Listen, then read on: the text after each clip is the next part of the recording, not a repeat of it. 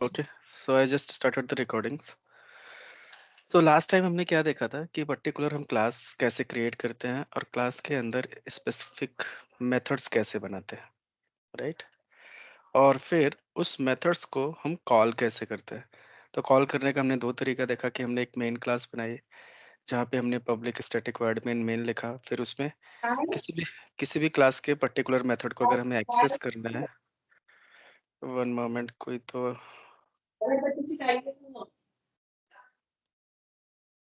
ठीक है। तो किसी भी मेथड को अगर हमें एक्सेस करना है किसी भी पर्टिकुलर क्लास का, तो जनरली हमें क्या करना होता है, क्लास का ऑब्जेक्ट बनाना है और उसके ऑब्जेक्ट के थ्रू हमें मेथड्स को कॉल करना होता है। तो बेसिकली फॉर्मूला हमारा क्या था क्लास का ऑब्जेक्ट बनाने का? तो class name object name is equal to new class name and round bracket. तो ये हमारा फॉर्मूला था इसके पीछे। और सेम हमने यूज किया कैलकुलेटर के लिए, सेम हमने यूज किया एरिया के लिए, राइट? फिर अगर हम एरिया की बात करें तो यहाँ पे भी हमने ऐसे मेथड्स का आपको एग्जांपल दिया था और यहाँ पे भी हमने दिया था, राइट? तो यहाँ पे हमने जो मेथड्स बनाया था उसी को कंटिन्यू करते हैं, राइट? तो मैं वापस से जो स्टैटिक के कंसेप्ट थे उस पे बाद में आता हूँ कि स्टैटिक हम क्यों बनाते हैं, इसके लिए भी हमने डिस्कशन किया था, राइट? बट इसको सेपरेटली डिस्कस करेंगे। तो पहले हम मेथड्स को और देखते हैं, राइट, कि कैसे कैसे हम बना सकते हैं। तो जैसे मान लो कि हमने यहाँ पे ऐड करके एक मेथड बनाया, राइट? ऐसे हमने एक सम करके भी मेथड बना सकते हैं, ओके? और लेट्स से कि मैं स्टैटिक हटा देता हूँ और यहाँ पे मैंने मेथड का नाम रखा सम। तो यहाँ पे क्या होगा कि मेथड का नाम अलग है, जैसे ऐड का अलग है, राइट? बट दोनों का पर्पस एक ही है। तो यहाँ पे हम क्या कर सकते हैं कि एक तो मेथड ऐसे है कि जिससे से सब है, मल्टीप्लिकेशन है, डिव है, इन सब में हमने कोई पैरामीटर पास नहीं किया, तो this is the plain method, okay? कि ये मेथड जैसे ही डायरेक्टली कॉल होगा, हमें कोई पैरामीटर नहीं पास करना, जो भी है एग्जिस्टिंग वेरिएबल्स के साथ ये ऑपरेशन परफॉर्म करके हमें आउटपुट दे देगा।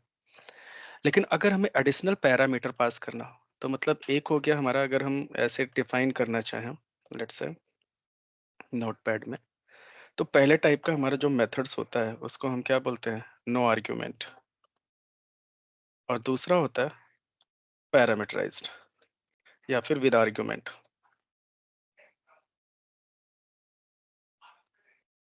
ओके? एंड थर्ड होता है return type.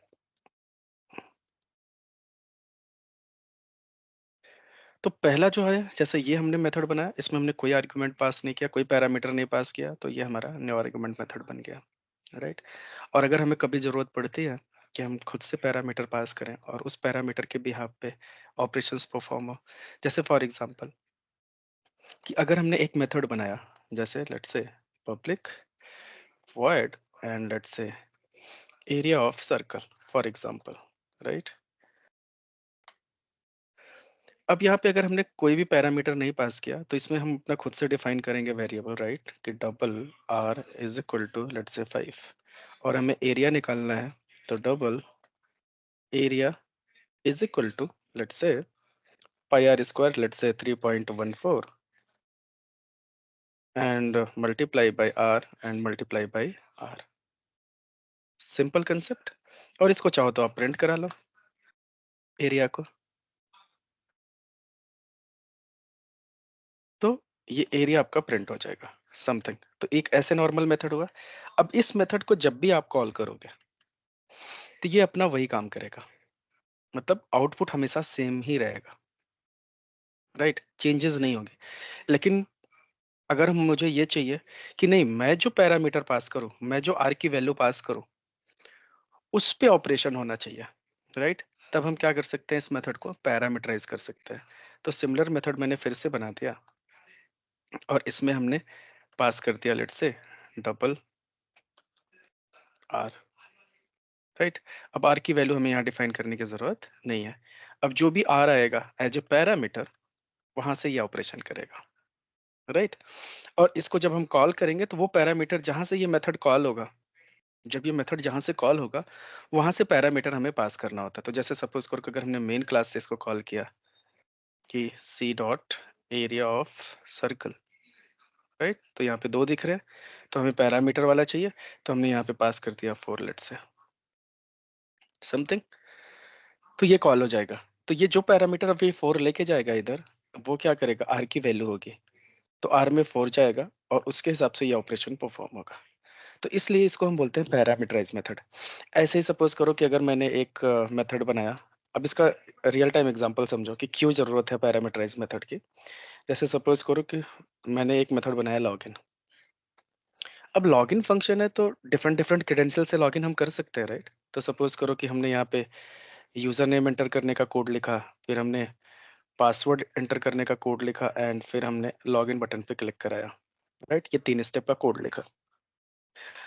But user name में जो डेटा चाहिए, अब हम पहले फिक्स करते थे कि एडमिन एडमिन हार्ड कोड करेंगे तो सिम से लॉगिन होगा, लेकिन हमें क्या चाहिए, मेथड को रीयूज करना है कि कोई भी लॉगिन कर सके, तो कोई भी यूजर आईडी पासवर्ड आ सके, राइट? तो इसलिए हम इसको क्या बनाना चाहिए, पैरामीटराइज मेथड। तो यहाँ पे हमने बोलना चाहिए कि लेट्स से ये हमारा यूजर आईडी है एंड स्ट्रिंग ये हमारा पासवर्ड है। अब जो भी यूजर आईडी पासवर्ड आ रहा है वो सेंड कीज में यहाँ पे चला जाएगा, तो ये लॉगिन हो जाएगा। तो मतलब एक ही मेथड हमारे लिए हर जगह काम करेगा, राइट? तो जो भी यूजर आईडी चाहे वैलिड हो या इनवैलिड हो, व्हाटएवर कुछ भी पास करो, तो बेसिकली ये ऑपरेशन जो परफॉर्म होगा लॉगिन, वो जो भी पैरामीटर आप पास करते हो उसके थ्रू होगा। ओके, तो इसलिए sometimes it is very important कि हमें पैरामीटराइज मेथड की जरूरत पड़ती है। तो पैरामीटर कितने भी आप पास कर सकते हो और ऐसा कोई रूल नहीं है कि आप स्ट्रिंग स्ट्रिंग ही पास करो या डबल पास करो, ऐसा कुछ भी नहीं है। आप इसमें नंबर भी कर सकते हो, let's integer x, let's say double D, ऐसे चाहे जितने भी पैरामीटर पास कर सकते हो, कोई इशू नहीं है। ओके, सो बेसिकली जो भी आपकी रिक्वायरमेंट हो उसके हिसाब से उतने पैरामीटर्स आप ले सकते हो। तो इनको हम बोलते हैं पैरामीटराइज मेथड्स। ओके, अब एक तीसरा कंसेप्ट के बारे में बात करते हैं, तो ये लास्ट टाइम हमने देखा था। अब एक तीसरा कंसेप्ट ये है कि हम मेथड्स को ऐसे भी डिफाइन कर सकते हैं जिनको हम बोलते हैं रिटर्न टाइप, कि मेथड से हमें कुछ रिटर्न चाहिए।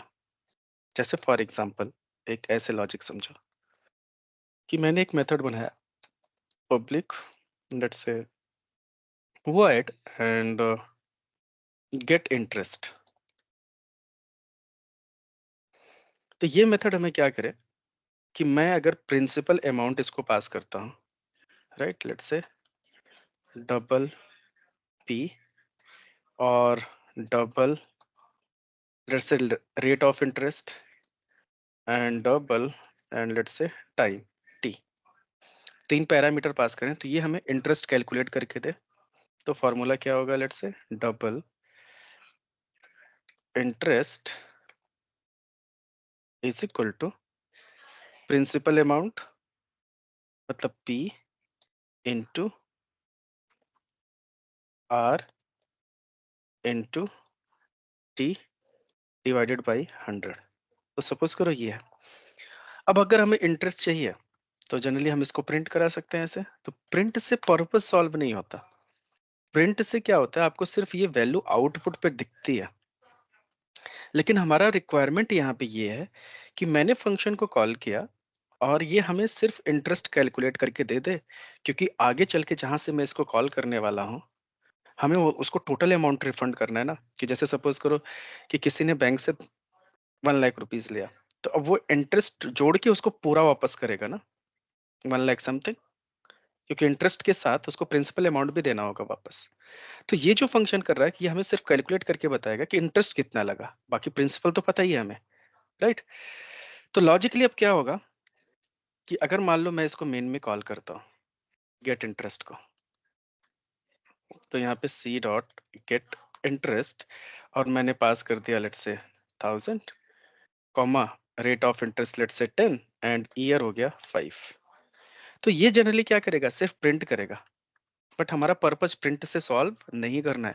हमें क्या चाहिए कि ये फंक्शन हमें रिटर्न करके दे एग्जैक्टली कि कितना प्रिंसिपल है, सो दैट कि हम बोल सके कि let's say double total amount is equal to, right, total is equal to कितना होगा, लेट्स से कि पी मतलब प्रिंसिपल अमाउंट मतलब देखा जाए तो आपका 1000 प्लस अब ये जो इंटरेस्ट आएगा आपका कैलकुलेट करके। बट ये सिर्फ प्रिंट करेगा और हमें कोई वैल्यू नहीं मिलेगी। तो अगर हम इसको स्टोर करना चाहें यहाँ पे कि I N T interest is equal to something, तो ये प्रोग्राम हमें एरर दे रहा है, क्योंकि ये मेथड तो कुछ रिटर्न कर ही नहीं रहा। जब कुछ ये दे ही नहीं रहा आपको वापस, तो आप स्टोर क्या करोगे? कुछ नहीं। That's the problem. बट अगर हमें ये मिल जाता है इंटरेस्ट यहाँ पे, तो हम यहाँ पे कैलकुलेट कर लेते हैं कि ये इंटरेस्ट अमाउंट है और प्रिंसिपल हमारा ये था, टोटल हमें इतना पे करना है। तो अब हमें क्या करना है कि इस मेथड से हमें रिटर्न चाहिए, कि हम इनपुट दें और ये हमें आउटपुट दे। राउट राइट। तो ऐसे सिचुएशन में हमें क्या करना होता है कि हम रिटर्न टाइप यूज करते हैं। तब हमें ये प्रिंट लगाना है तो लगाओ, ये अपनी श्रद्धा है, क्योंकि आपको प्रिंट में देखना है तो देखो। बट अगर आपको मेथड से कुछ रिटर्न करना है तो आपको रिटर्न कीवर्ड यूज करना होता है। यहाँ से रिटर्न, और क्या रिटर्न करना चाहते हैं, ये इंटरेस्ट अमाउंट। राइट। तो जब आप रिटर्न कीवर्ड यूज करोगे तो फिर आप वाइड नहीं यूज कर सकते। तो वाइड का मतलब ये होता है कि ये मेथड आपका कुछ भी रिटर्न नहीं कर रहा है। लेकिन जब एक्चुअल में रिटर्न कर रहा है, तो फिर वाइड की जगह पे इसका रिटर्न टाइप यूज करना पड़ेगा। तो ये जो वेरिएबल आप रिटर्न कर रहे हो उसका टाइप क्या है? डबल। तो यहाँ पे क्या होगा? वाइड की जगह पे डबल आ जाएगा। That's it. ओके। अब ये मेथड हमारा रिटर्न करेगा। तो जब भी ये मेथड हम कॉल करेंगे, अब यहाँ से, अब ये कोई एरर चला गया, अब ये आउटपुट, इस मेथड का जो आउटपुट है अब इसमें स्टोर हो जाएगा, और फिर अब ये यहाँ पे ऐड हो जाएगा और टोटल अमाउंट हमें मिल जाएगा। अब यहाँ पे फर्दर आप अपना जो भी लॉजिक है अपना यूज कर सकते हैं कि टोटल अमाउंट हमें कितना पे करना है, something. Let me execute this program. बाकी की सारी चीजों को मैं डिलीट करता हूँ।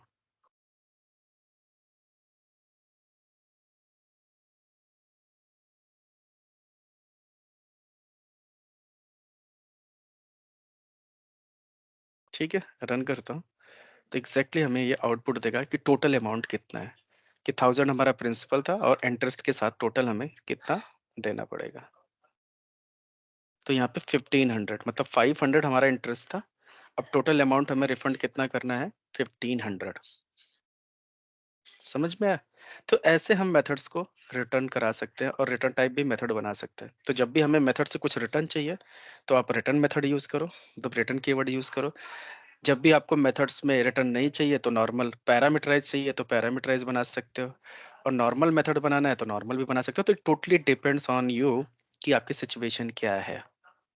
अगर कोई चीज फिक्स है तो आप ऐसे मेथड बनाओ।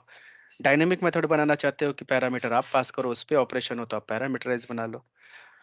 और रिटर्न टाइप चाहिए तो रिटर्न टाइप भी कर सकते हो। तो रिटर्न टाइप के लिए मैंडेटरी नहीं होता कि आपको इनपुट भी पास करना पड़े, ऐसा कुछ नहीं है। आपके ऊपर डिपेंड है कि आपने प्रोग्राम के अंदर का लॉजिक क्या लिखा है और आपको रिटर्न क्या कराना है। That's it. तो उसके लिए मैंडेटरी नहीं है कि पैरामीटर आए ही। हो सकता है कि इसमें भी एरिया ऑफ सर्कल में भी आप रिटर्न लगा सकते हो कि रिटर्न आपका क्या करे, एरिया। इसमें हमने कोई पैरामीटर नहीं पास किया, बट यहाँ पे भी हो सकता है रिटर्न अगर इसको करवाओगे तो इसका टाइप क्या है? डबल। तो इसको भी यहाँ पे हमें क्या लिखना पड़ेगा? डबल। तो ऐसे हम 3 डिफरेंट टाइप के मेथड्स बना सकते हैं। पहला हो गया हमारा जिसके अंदर हमें कोई आर्गुमेंट नहीं पास करना। दूसरा हमने पैरामीटराइज देख लिया, आर्गुमेंट पास कर सकते हो। तीसरा मेथड हमने बनाया कि जिसको हम बोलते हैं इंटरेस्ट, मतलब sorry return type, return keyword use करके। राइट। तो ये 3 तरीके से हम अलग अलग डिफरेंट टाइप के मेथड्स बना सकते हैं। अब हम एक कंसेप्ट के बारे में बात करते हैं कि लेट्स से कि स्टैटिक का कंसेप्ट क्या था। राइट। तो जैसे अब इसके बारे में डिटेल में बात करते हैं।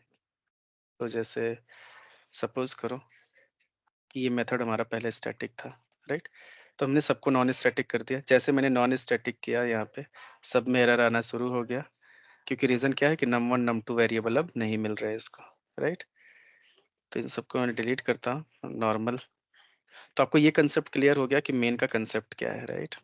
तो मेन को भी मैं डिलीट करता हूँ इधर से अभी के लिए, और यहाँ पे मैं 2 वेरिएबल डिफाइन कर देता हूँ कि int x is equal to 10 and int y is equal to 5। अब sorry, not x, exactly we have to keep it num1 and num2, something like that. Okay, तो समथिंग लाइक दैट। तो यहाँ पे देखो कोई एरर नहीं है, तो हमने नॉर्मल चीजें बनाई। तो बेसिकली अभी हमने रूल क्या पढ़ा? रूल ये पढ़ा कि पर्टिकुलर कोई क्लास है, अगर उस क्लास के अंदर का कोई भी मेथड हमें कॉल करना है, तो हमारा रूल क्या कहता है कि सिंपल सा उस क्लास का ऑब्जेक्ट बनाओ, जो कि हमने यहाँ पे किया। कि किसी भी क्लास के मेथड्स को कॉल करने के लिए हमारे पास एक सिंपल सा रूल था कि क्लास का ऑब्जेक्ट बनाओ और उस ऑब्जेक्ट के थ्रू उनके मेथड को कॉल कर सकते हो, that's it, right. But the thing is here कि बार बार अगर आप ऑब्जेक्ट बनाते हो किसी भी पर्टिकुलर क्लास का, तो यहाँ पे न्यू कीवर्ड लिखना पड़ता है जो कि क्या करता है, आपका मेमोरी एलोकेट कर लेता है। तो न्यू का मतलब क्या हुआ, ऐसे समझो, मैं थोड़ा सा डिटेल में समझाता हूँ। लेट्स से कि हमारे पास जावा में दो टाइप की मेमोरी होती है। एक जैसे इंसान के पास दो टाइप की मेमोरी होती है, राइट। One moment.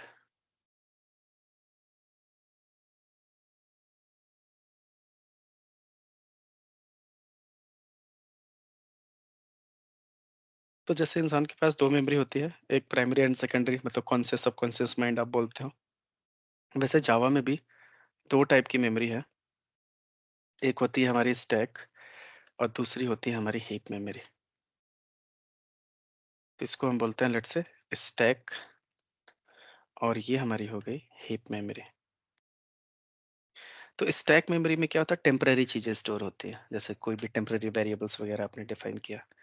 और हीप मेमोरी में क्या होता है कि जब भी आप क्लास का ऑब्जेक्ट बनाते हो न्यू कीवर्ड के साथ, तो यहाँ पे आके बनता है कि जैसे अगर मान लो कि आपने एक बार कैलकुलेटर क्लास का ऑब्जेक्ट बनाया, तो वो आपके यहाँ पे एक मेमोरी ले लिया और उसका ऑब्जेक्ट बन गया आपका लेट्स से C1, राइट, ऐसे।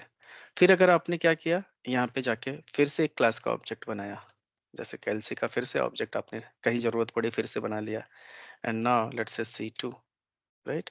तो ये फिर से क्या करेगा, एक दूसरी मेमोरी ले लेगा, एंड इसको पॉइंट कौन करेगा, C2।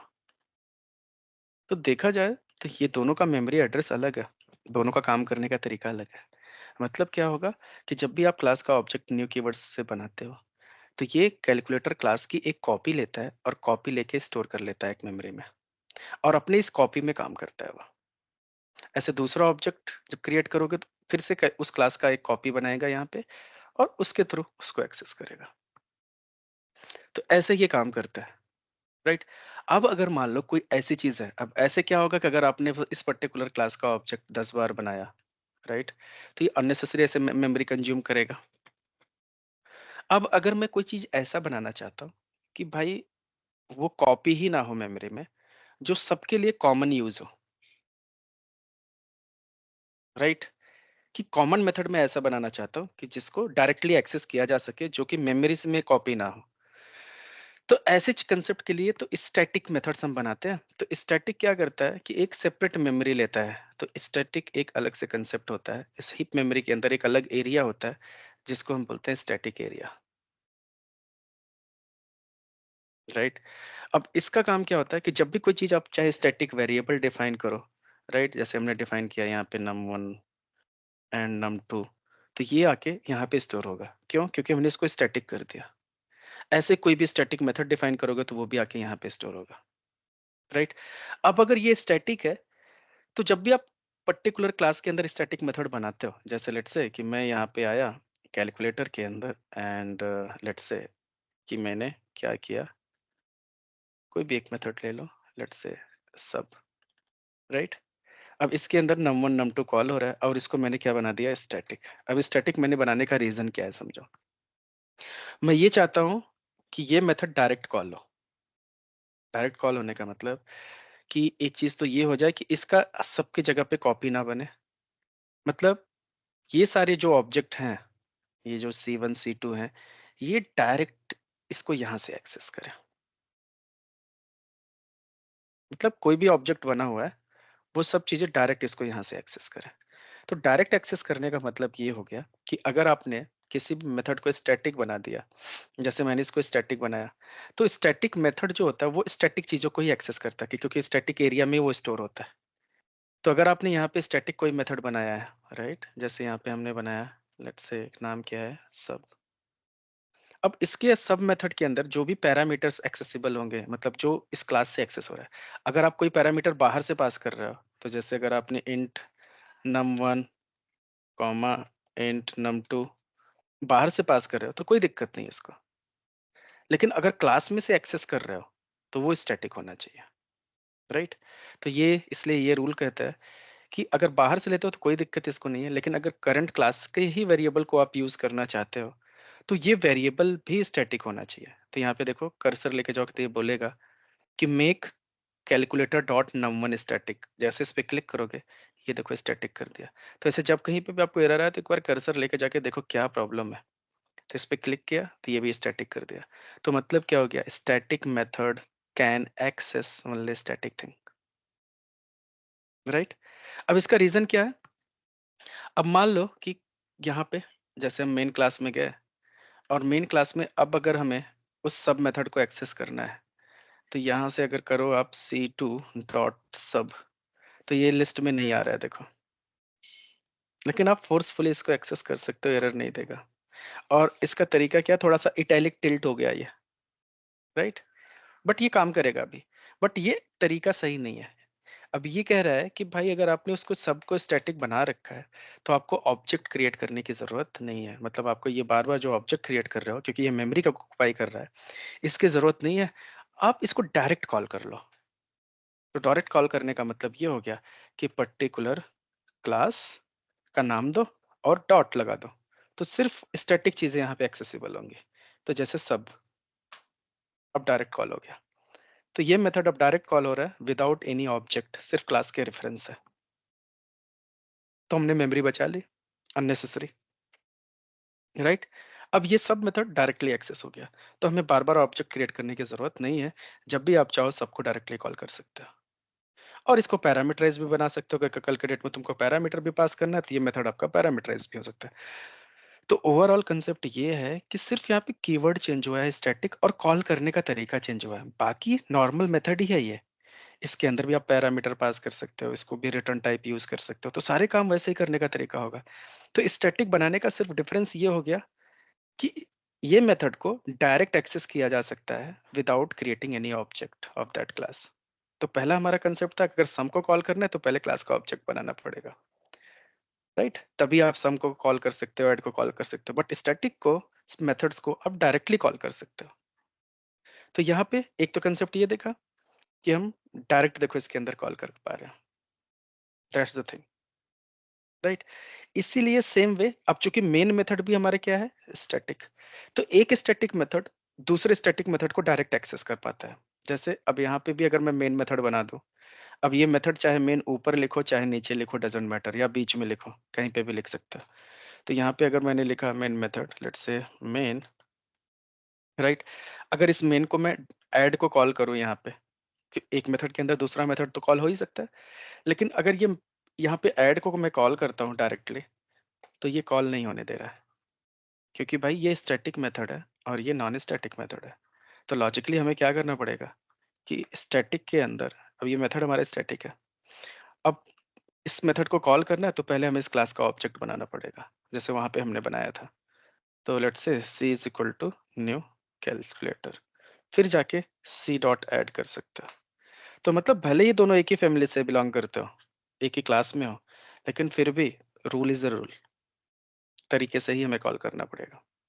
बट अगर ये स्टैटिक है होता, अब जैसे सब है आपका, ये स्टैटिक है और मेन भी स्टैटिक है, तो इसको डायरेक्ट कॉल कर सकता है ये सब, ऐसे, क्योंकि ये स्टैटिक है तो स्टैटिक मेथड एक दूसरे को डायरेक्ट कॉल कर सकता है, राइट?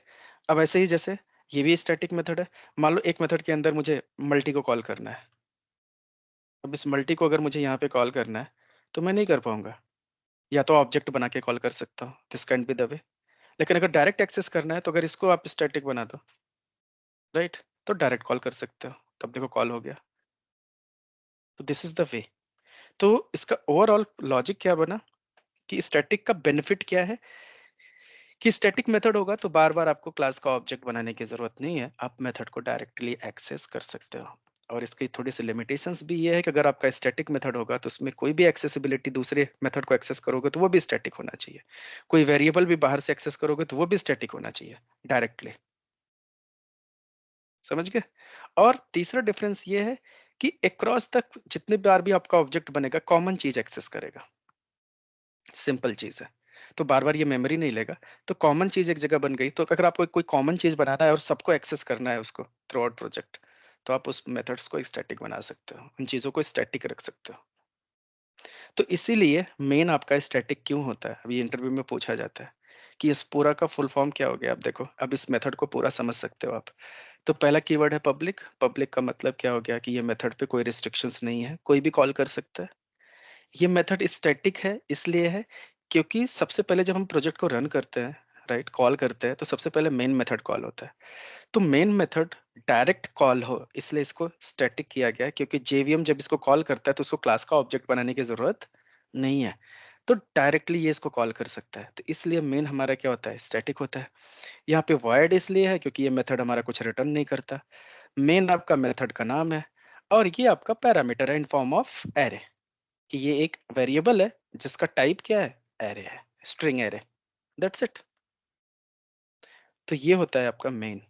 तो मेन क्यों स्टैटिक होता है, तो कंसेप्ट आपका समझ में आया कि डायरेक्टली ये जेवीएम इसको एक्सेस करता है क्योंकि एग्जीक्यूशन स्टार्टिंग यहीं से होता है। ओके, अब इसका रियल टाइम एग्जांपल देखते हैं कि कहाँ पे ये रियल टाइम पे यूज हुआ है जावा के अंदर। तो जावा के अंदर जब भी आप कोई ऑपरेशन परफॉर्म करते हो, राइट, तो आपने जैसे स्क्वायर रूट निकालना है, राइट, या फिर आपको पाई की वैल्यू निकालनी है, कुछ भी, तो आप क्या करते थे, मैथ डॉट ऐसे लिखते थे। तो ये जितने भी मेथड्स हैं मैथ क्लास के अंदर, तो लॉजिकली हमने रूल क्या पढ़ा था, जैसे स्क्यूआरटी निकालना है स्क्वायर रूट, तो सीधे सीधे math dot square root, let's say 4, तो 4 का स्क्वायर रूट क्या है, ये कैलकुलेट करके दे दे। तो चूंकि स्क्यूआरटी एक फंक्शन है, तो लॉजिकली किस क्लास में है, मैथ क्लास में है। तो इसको कॉल करने का तरीका तो ये होना चाहिए कि मैथ क्लास का ऑब्जेक्ट बनाना चाहिए था, फिर ये कॉल होना चाहिए था। लेकिन ये डायरेक्ट कॉल हो गया, तो क्यों हुआ, क्योंकि ये मेथड देख रहे हो इटैलिक टिल्ट हो गया, तो ये एक स्टैटिक मेथड है। तो यहाँ पे कर्सर लेके जाके देखो, तो यहाँ से पता चलेगा कि पब्लिक स्टैटिक डबल, तो मतलब ये स्टैटिक मेथड भी है और ये रिटर्न डबल करता है, और नाम ये है, और इनपुट भी डबल में लेता है, समथिंग, राइट। तो मेथड्स के ऊपर कर्सर ले जाके हम देख सकते हैं कि पर्टिकुलर मेथड का डेफिनेशन क्या है एटलीस्ट। तो ये मैथ क्लास के अंदर जितने भी फंक्शंस हैं, क्योंकि ये फ्रिक्वेंटली कॉल होने वाली चीजें हैं, तो बार बार अगर ऑब्जेक्ट बनाओगे मैथ क्लास का, तो मेमोरी कंज्यूम करेगा। तो जिसकी वजह से हम क्या करते हैं कि डायरेक्टली इसको स्टैटिक बना रखा है, क्योंकि ये सारे मैथमेटिक्स के फॉर्मूलाज है, ये कहीं पे भी कॉल किए जा सकते हैं। ओके, तो इस वजह से इसको बेहतर क्या था कि स्टैटिक रखो, जिससे कि ऑब्जेक्ट बार बार क्रिएट करने की जरूरत ना पड़े और डायरेक्टली एक्सेस हो। तो ऐसी सिचुएशन आपके सामने भी आएगी कि जब आपको मेथड्स बनाना हो और डायरेक्ट एक्सेस करना हो, क्योंकि ये बार बार कॉल होने वाली चीजें हैं, इनका ऑब्जेक्ट से कोई लेना देना नहीं है, तो भी आप स्टैटिक मेथड बना सकते हो। तो होपफुली आपको कंसेप्ट समझ में आया होगा स्टैटिक का, कितने टाइप से मेथड बना सकते हैं, ये सारी चीजें, इसमें कोई डाउट किसी को